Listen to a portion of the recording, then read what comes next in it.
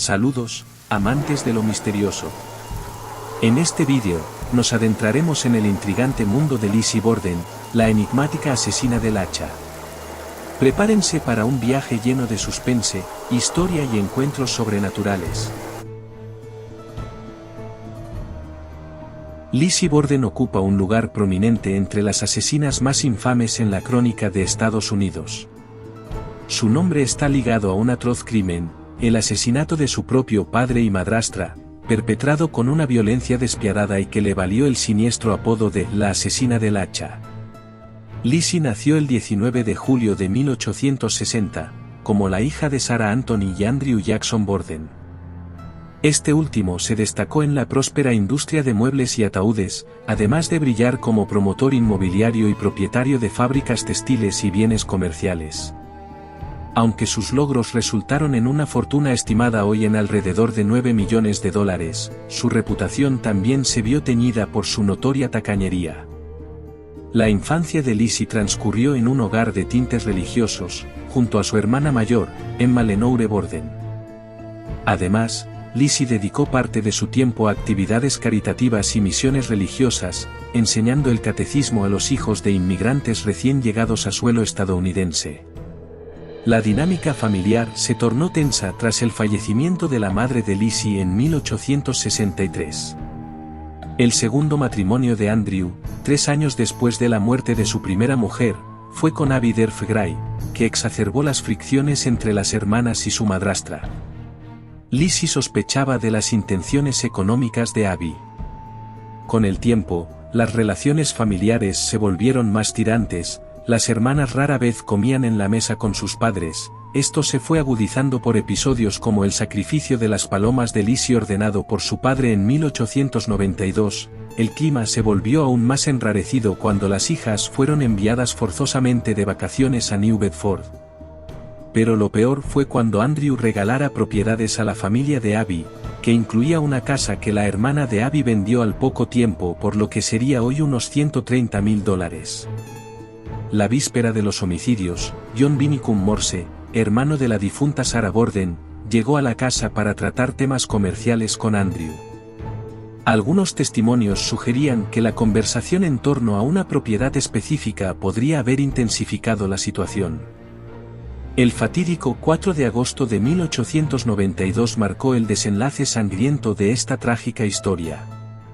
La criada de los Borden descansaba en su habitación cuando, alrededor de las 11:10 de la mañana, oyó los gritos de Lizzie desde el piso de abajo: «Rápido, ven. Padre está muerto. Alguien lo ha asesinado». Al llegar a la escena, se encontró con el cuerpo de Andrew, de 70 años, tendido en un sillón. Presentaba 11 brutales heridas infligidas por un hacha, las cuales eran tan violentas que el médico que llegó posteriormente no pudo identificarlo de inmediato, a pesar de la amistad que los unía. Uno de sus globos oculares había sido partido en dos y las heridas aún sangraban, indicando que el ataque había ocurrido poco tiempo antes.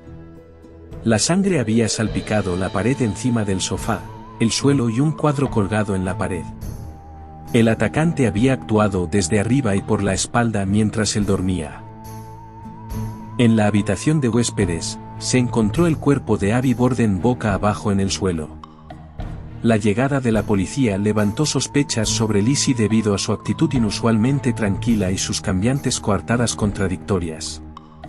Inicialmente, afirmó haber escuchado rasguños y gemidos, pero 2 horas después le informó a la policía que no había oído nada. Sorprendentemente, nadie revisó su ropa en busca de manchas de sangre. Las autoridades fueron criticadas por su falta de diligencia, ya que solo se asomaron a la habitación de Lizzie y se retiraron poco después cuando ella alegó sentirse mal y deseaba acostarse. Esto permitió que Lizzie se moviera libremente por toda la casa, lo que podría haber facilitado la destrucción de pruebas comprometedoras. No obstante, no fue la única en hacerlo, ya que los vecinos también invadieron la casa, pisoteando y destruyendo cualquier posible pista valiosa para el juicio. Las investigaciones forenses sugirieron que Abby podría haber enfrentado a su agresor durante el ataque. Un hacha la golpeó en un costado de la cabeza, justo encima de la oreja. Al caer de bruces, sufrió 18 impactos adicionales en la parte posterior del cráneo. La sangre en la que yacía su cuerpo se había oscurecido y coagulado, lo que indicaba que había sido asesinada antes que su esposo. En el sótano, se hallaron 2 hachas, una de las cuales tenía el mango roto.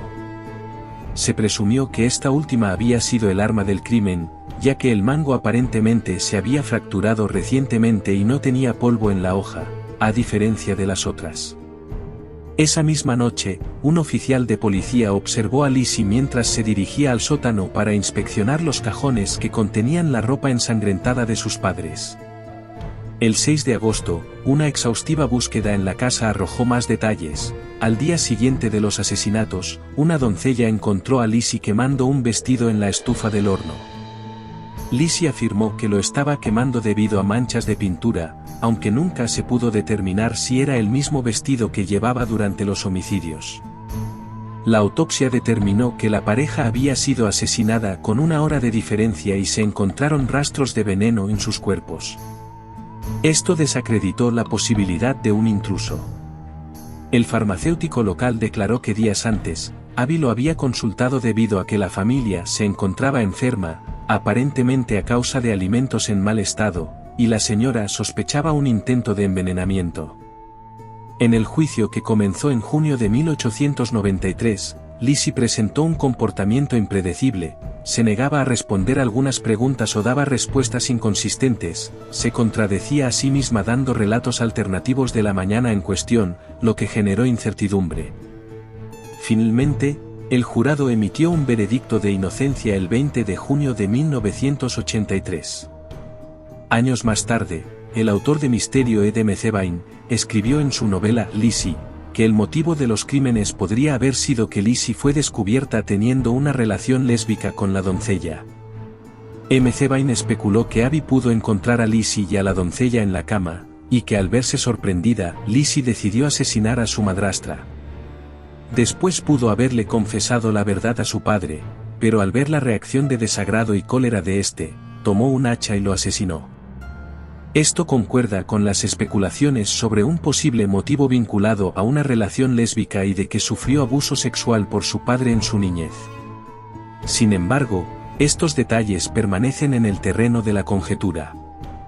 Tras la conclusión del juicio, las hermanas Borden se trasladaron a un vecindario conocido como La Colina, en Fall River. Con el fallecimiento de Abby y Andrew, la riqueza de la familia pasó a manos de sus hijas. Sin embargo, a partir de 1905, Lizzie y Emma no volvieron a cruzar caminos. El 1 de junio de 1927, Lizzie, con 66 años de edad, falleció a causa de neumonía en Fall River. Apenas 9 días después, Emma murió a los 76 años por una nefritis crónica, en un asilo ubicado en Newmarket, New Hampshire. Las hermanas, quienes nunca habían contraído matrimonio, encontraron su último reposo en el cementerio de Oak Grove, junto a una parcela que albergaba a su hermana Alice Esther, fallecida a los 2 años en 1856. También compartían la morada eterna con su madre, su madrastra y su padre, este último sepultado sin su cabeza. Sus tumbas reposan una al lado de la otra, tejiendo una historia de vida y misterio en el tranquilo recinto de Oak Grove. Desde 1948, la casa ha estado en las manos de la familia McElvain, su última propietaria fue Martha McElvain. En 1996 abrieron el Lizzie Borden Bed and Breakfast Museum. Leanne Wilber, una ex conductora de camiones y gerente de una tienda, compró el museo con un socio comercial en 2004. La fanática del misterio y el asesinato Christy Bates compró la casa en 2014, la restauró y se vendió en febrero de 2018. Los visitantes tienen la oportunidad de sumergirse en el pasado al recorrer la antigua morada, a aquellos valientes, incluso pueden pasar una noche en el mismísimo cuarto donde ocurrió el fatídico final de Abby, o en la habitación de Lizzie. Tanto los huéspedes como los empleados comparten experiencias de lo inexplicable que acecha en cada rincón.